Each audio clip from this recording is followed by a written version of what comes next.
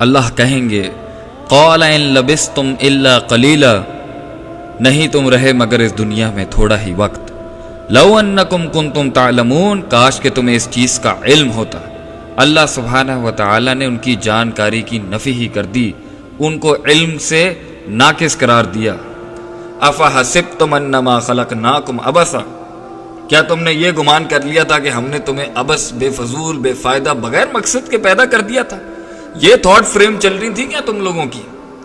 یا تم اس ایٹیٹیوڈ کے ساتھ زندگی گزارے تھے وَأَنَّكُمْ إِلَيْنَا لَا تُرْجَعُونَ، کہ ہم تو اللہ کی طرف لوٹائے نہیں جائیں گے؟ یہ ہٹ درمیاں تھی نا۔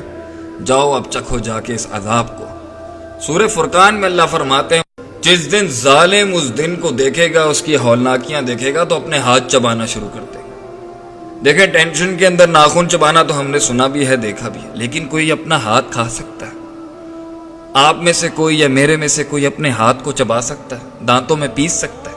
وہ تکلیف کتنی ہوگی ہمیں، وہ منظر کیا ہوگا جو وہ پورا ہاتھ گوشت کا کھا جائے گا اپنا، لیکن اسے اس کی زیادہ ٹینشن اور تکلیف ہوگی، اس کا زیادہ پریشر ہوگا، جو اس کی آنکھوں کے سامنے وہ ہاربل مناظر ہوں گے، وہ دردناک قسم کا عذاب، وہ کھولتی ہوئی جہنم کو جب وہ دیکھے گا، ساری زندگی اب تو موت نہیں آنی، وہ ہاتھ کھا جائے گا۔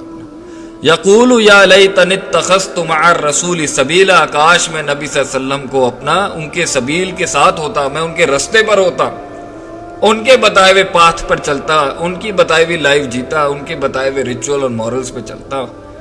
یا ویلتا لیتنی لم اتخذ فلانا خلیلا، ہائے میری بدبختی، نہ میں بناتا فلاں فلاں کو اپنا دوست۔ یہاں شیطان کی بات ہو رہی ہے، لیکن شیطان جن میں سے بھی ہے اور انسانوں میں سے بھی ہے، تو یہ دوست جو ہوتا ہے نا، یہ بڑی امپورٹنٹ چیز ہوتی ہے۔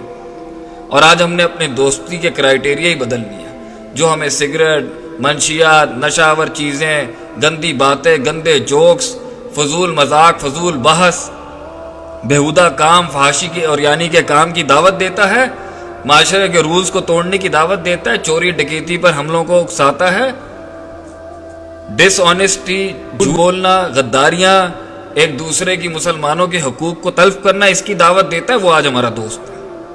جو ہمیں معاشرے کے اندر بد تہذیبی سکھاتا ہے، ہم اس کو دوست بنا لیتے ہیں۔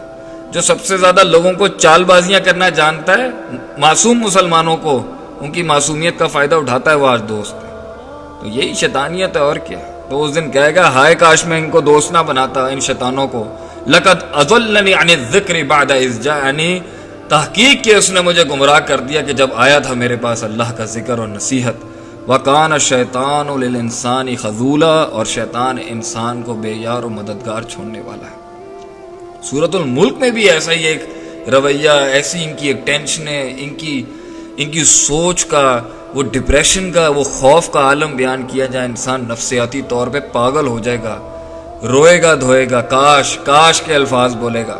اللہ فرماتے ہیں اذا القوا فیہا سمعوا لہا شہیقا وہی تفور، اور جب وہ آگ میں جھونکے جائیں گے تو وہ اس ٹائم پہ ایسی خطرناک آوازوں کو سنیں گے، تکاد تمیز من الغیظ، ان قریب ہے کہ پھٹ جاتی یا پھٹ جائے گی جہنم اپنے غضب اور غصے سے، کیونکہ اس کی خوراک ہی انسان اور پتھر۔ جب بھی اس میں کسی قسم کا کوئی گروہ ڈالا جاتا ہے، سألہم خزنتها، تو اس کے خزانچی کہتے ہیں، جہنم کے گیٹ کیپرز کہتے ہیں، اس کے نگران کہتے ہیں لم یأتکم نذیر، کیا تمہارے پاس کوئی ڈرانے والا نہیں آیا؟ قالوا بلا، وہ کہے گا آیا تھا، قد جاءنا نذیر، قد جاءنا نذیر، آیا تھا ہمارے پاس ایک ڈرانے والا، اللہ کا بندہ۔ فکذبنا، ہم نے جھٹلا دیا۔ وقلنا ما نزل اللہ من شیء، اور نہیں اللہ نے تجھ پر کوئی شے نازل کی، کوئی وحی کی جس میں ہمارے لیے کوئی پیغام اور نصیحت تھی۔ ان انتم الا فی ضلال کبیر، مگر ہم تو تمہیں بہت بڑی گمراہی میں دیکھتے ہیں جو تم نبوت کا دعویٰ کرتے ہو اللہ کے بندے۔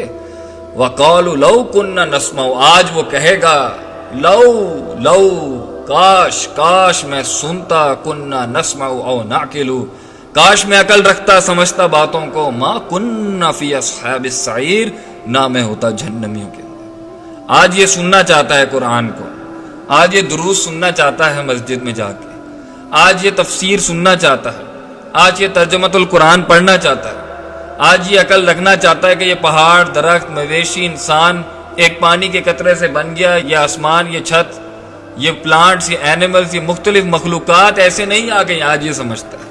پہلے اس کو سمجھ نہیں آئی تھی. نہیں، پہلے بھی سمجھ آئی تھی لیکن ہٹ دھرمی تھی، یہ سمجھنا چاہتا ہی نہیں تھا.